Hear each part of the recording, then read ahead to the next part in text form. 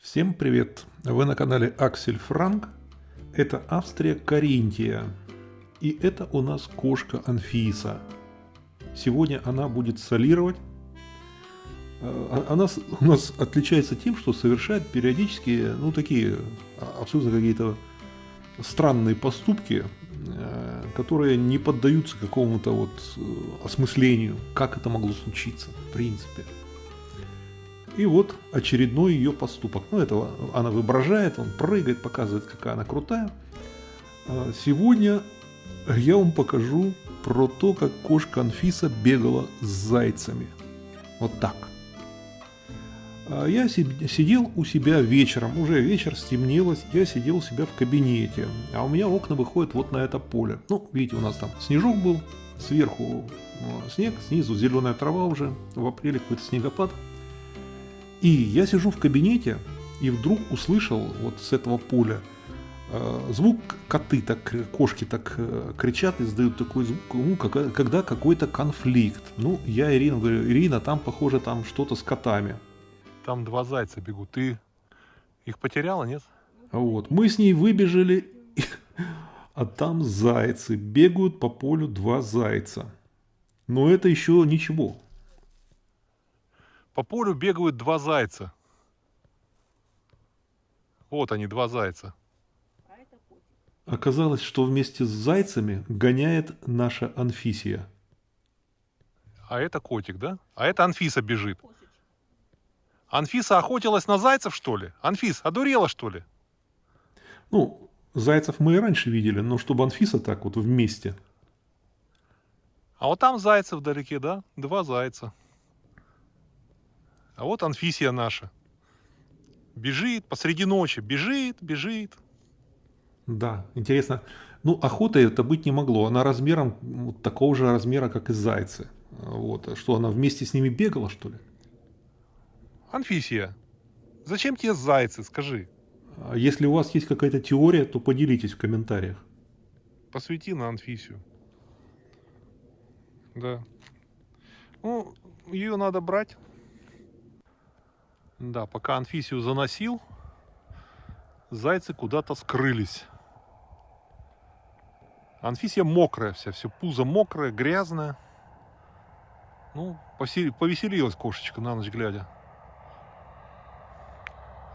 А зайцы, похоже, смотались уже. Это были обычные полевые зайцы. Вот так они выглядят. Серый полевой заяц. В Австрии их очень много. Мы видели и зимой, и летом. Периодически они на поле приходят.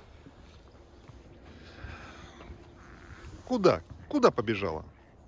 Они на самом деле не очень безобидные. Да, иди проведай Машутку. Иди Машутку проведай, поговори с ней. Конфликт кошки и зайца, не факт, что закончится победой кошки. Кошка может сильно пострадать. А Анфисия пришла смотреть вот. Это у нас гнездо, это ее подруга. У подруги там 8 яиц в гнезде. Анфиса очень внимательно следит. Она регулярно приходит на пирс, общается. То есть у нее на самом деле круг общения, как оказалось, зайцы тоже в этом кругу общения. У нее самый обширный. То она с ежиком там, она такая, интересуется. Но вот этот трюк с зайцами, конечно, чего-чего. А когда я эти звуки услышал из кабинета, я подумал, честно говоря, что какой-то кот. Забрел какой-то кот, и они стоят. И я думал, что это Вилли будет. Нет, оказалось, это она. Видимо, она издалека увидела кого-то, кто бегает, стала, так сказать, издавать свои звуки, стала так мурчать громко, а потом пошла посмотреть, кто это там бегает. Они размером, насколько видно было, примерно с нее размером. Примерно такого и есть. Да. Она. Туда-сюда, туда-сюда. Никак не может понять, чем же ей заняться-то. Сейчас пойдет по тенту. Давай по тенту пошла. А этот тент под наклоном, она периодически сверху на него заходит. И пару раз бывало, что она съезжала, падала в воду. Такое тоже случалось с ней.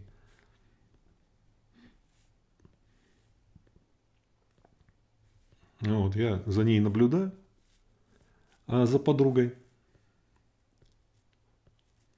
Апрель месяц выдался в этом году какой-то, ну, честно говоря, довольно холодноватый. То есть у нас несколько дней была минусовая температура, даже вот снег шел, ну, снег не то, чтобы он лег, а так вот шел, таял. Вот. И лебедям, конечно, это никак не в помощь. Вот. Когда холодно, они вынуждены сидеть постоянно. Вообще, все как-то все переменилось, все перемешалось. Вот, все планы, когда как-то вот все съехало.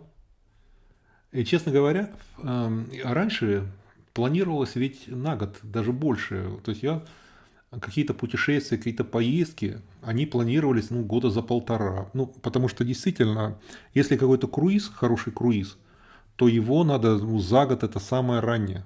А то и за полтора года надо начинать планировать, иначе ты просто не попадаешь на этот круиз. Вот. Если какое-то путешествие там вот в хороших местах, ну, ты вот хороший отель бронируется, тоже бронируется сильно заранее. А сейчас нет никаких ни бронировок, ничего. То есть вот эта корона, вот это все, что с ней было связано, до сих пор еще не нормализовалось. Ну, предположительно, следующий год, вот 23-й год, может быть, все это наконец-то нормализуется, все это, ну, придет в какие-то такие, придет в какую-то норму. А сейчас вот эта ужасная война, вот эти санкции, вот это все, что происходит в мире, то есть это лишнее напряжение, это неизвестно, как это все будет развиваться, к чему это все будет приходить. Вот, потому что, ну, сама война еще неизвестно, сколько продлится. Вот. Тоже. А вот смотрите, сейчас очень интересная съемка. Вот. Тут цапля сейчас выступит, вот она, вот. Да, крылья так размяла. Сейчас лебедь подплывет и тоже выступит.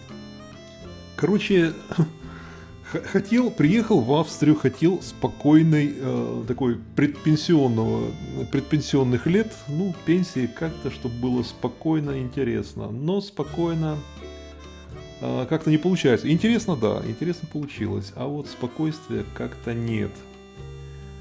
Ну, я надеюсь, что России скоро наваляют хорошенько, она поймет, что надо просто вот развивать свою страну, вот, вкладывать деньги в экономику, в благосостояние населения, а не лезть со своими войнами к соседям, с какими-то нелепыми амбициями. Надеюсь, корона успокоится наконец-то. И может быть через годик, через два все опять будет как было. Пока-пока.